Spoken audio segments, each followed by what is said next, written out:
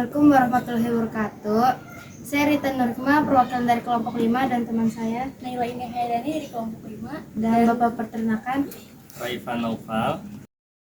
bertanya, Pak, apa latar belakang Bapak mendirikan usaha ini? Pertama kita lihat ya, di Kota Serang itu untuk pembibitan terutama lele ini jarang. Kebanyakan dari kita ini pembesaran. Jadi pembibitan itu kebanyakan ngambil tuh dari Kabupaten Serang, kayak dari Baros, Pandeglang gitu ya, dan sekitarnya. Nah, kalau kita bisa bikin di dalam Kota Serang, alangkah lebih baiknya, sehingga nanti biaya transport itu jadi semakin murah buat orang-orang yang berternak di Kota Serang ini. Dan sejak kapan banyak melakukan usaha ini ya? Ini udah 3 tahun. 3 tahun Udah berjalan. 3 tahun berjalan. Tahun ini 4 tahun, udah mau 4 tahun. Terus apakah usaha ini menjadi usaha pokok atau usaha sampingan? Nah, jadi kita ini kemitraan sebetulnya. Nah, jadi kita ada pembibitan, ada juga pembesaran. Nah, pembibitan ini dikelola pribadi. Tapi kalau pembesaran kita pakainya kemitraan. Contoh misalnya mbaknya atau ada orang lain yang ingin pembesaran. Nanti beli bibitnya di sini, lalu kita suplai pakannya segala macam sampai panen bisa dijual lagi ke kami gitu. Nah, sehingga ini jadi jadi utama lah, jadi pokok. Memang penghasilan pendapatan pokok ini memang di bidang lele, seputar lele pembibitan dan juga pembesaran. Untuk modal awalnya yang Bapak keluarkan itu sekitar berapa, Pak? Kalau saya sebetulnya ini nggak bisa jadi tolak ukur pribadi ya, karena masing-masing pembudidaya itu beda-beda ya, tergantung kesanggupannya itu. Sebetulnya ini bisa dimulai dengan 300 sampai 500 ribu juga udah bisa mulai untuk ternak pembibitan. Pembesaran pun sama, 300 sampai 500 itu udah bisa mulai gitu untuk mencoba pembesaran gitu tuh.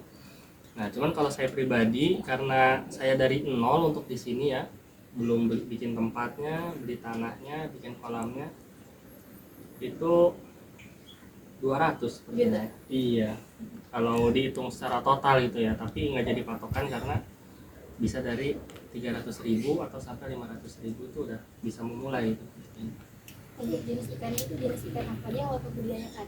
Nah, sekarang ini awalnya masih lele, tapi sekarang ini kita coba merambah ke gurame. Nah, gurame sudah ada di situ. Nah, nanti kita bisa lihat ya. Gurame sudah mulailah kita pembesaran itu ya. Dari mulai telur kita kita beli telurnya, lalu kita mulai pijahkan gitu ya biar menetas. Setelah itu besar itu. Nanti setelah menjadi benih ukuran 3-4 cm gitu baru kita jual. Jadi sekarang udah ada lele sama gurame. kalau tantangan yang dihadapi dalam merintis usaha ini, Sebetulnya yang perlu dipersiapkan dalam usaha tuh ya, khususnya di lele, harus mengerti dulu ilmunya. Yang kedua, perbanyak relasi. Karena kalau kita udah ngerti ilmunya, kita berhasil dalam pembudidayanya tapi tidak punya relasi untuk menjual, itu akan kebingungan juga gitu. Nah, jadi tantangannya itu adalah relasi sekarang ini. Jadi relasi itu menjadi tantangan utama gitu ya, karena memang dari segi pembudidayaan udah kita kuasai gitu kan, sehingga udah tidak ada lagi tantangan di sini. Tapi tantangan di relasi ini makin lama kan makin kesini makin orang banyak belajar bagaimana caranya ini ya membudidayakan itu, sehingga kita harus punya relasi yang kuat agar pelanggan itu tidak lari gitu. kalau motivasi Bapak membangun usaha ini, Yang pertama itu motivasi saya membangun ini tuh sebetulnya mah kita nggak nyangka gitu loh kenapa bisa lele gitu loh, karena kita udah nyoba yang lain juga. Kita udah nyoba belut, kita udah nyoba belut, burung, ayam gitu kan, tapi ya yang paling lama itu ini emang di lele ini. Motivasinya itu sebetulnya karena usaha itu bikin yang pertama otak itu nggak pernah berhenti berpikir, yang kedua itu memang sunnah dalam Islam ya, berdagang, berwirausaha. Yang kedua, hati sama pikiran itu jadi lebih tenang gitu. Beda sama karena saya pribadi terutama awalnya pabrik. Saya di pabrik udah 6 tahun. Nah, setelah selesai di pabrik akhirnya memberanikan diri untuk keluar itu kan, resign. Ya, kita coba merintis ini.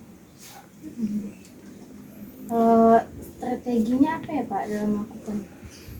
Strategi dalam melakukan usaha ini, strategi biar tetap berjalan tadi ya. Nah, itu tadi memperkuat relasi itu, relasi kerjasama dengan orang lain itu kan, kemitraan. Makanya kita coba bangun kemitraan agar orang-orang yang membudidayakan pembesaran itu dia tidak khawatir akan dibuang kemana nanti hasil panennya gitu loh. Nah, sehingga kita coba yakinkan itu, kita coba jalin komunikasi yang baik dengan mereka sehingga terjalin tuh simbiosis mutualismenya. Gitu ya. Boleh melihat itu nggak Pak? Silakan. Jumlah telur yang dihasilkan dari satu kali pemijahan itu 30 sampai 50 ribu ekor. Adapun yang jadi itu nanti 70 sampai 80% dari telur yang menetas itu. Nah, itu jumlah idealnya. Tapi nggak menutup kemungkinan ada faktor-faktor yang membuat banyak kematian yang lebih tinggi gitu ya. Tapi itu kita coba minimalisir karena kita pahami dulu ilmunya ini. Nah, adapun untuk lele itu, jadi lele itu, indukan lele itu harus dipisah antara laki-laki dan perempuan. Ketika ingin dipijahkan, ingin ditelurkan, baru digabung. Kita ambil mana perempuan yang siap buat dipijahkan, mana laki-laki yang siap sudah dipijahkan. Nanti ada indikator-indikatornya. Kalau misalkan disatukan itu emang nggak boleh Pak? Kalau berantem biasanya. Iya. Jadi si laki-laki dan perempuan tuh diambil satu-satu, masukkan dalam satu kolam. Nanti dalam waktu semalam itu biasanya dia langsung kawin gitu ya, proses mijah itu. Jadi proses mijahnya itu di luar. Bukan di kolam itu. Bukan di dalam kandungan si perut si indukan betina, tapi di luar. Jadi nanti si telur dari betina itu keluar, terus sperma dari si laki-lakinya keluar, jadi di luar, nggak ada pembuahan di dalam perut. Jadi makanya walaupun perempuannya dipisah dari laki-laki, tapi tetap dia bisa bertelur itu, karena itu dari pakan bukan dari laki-lakinya.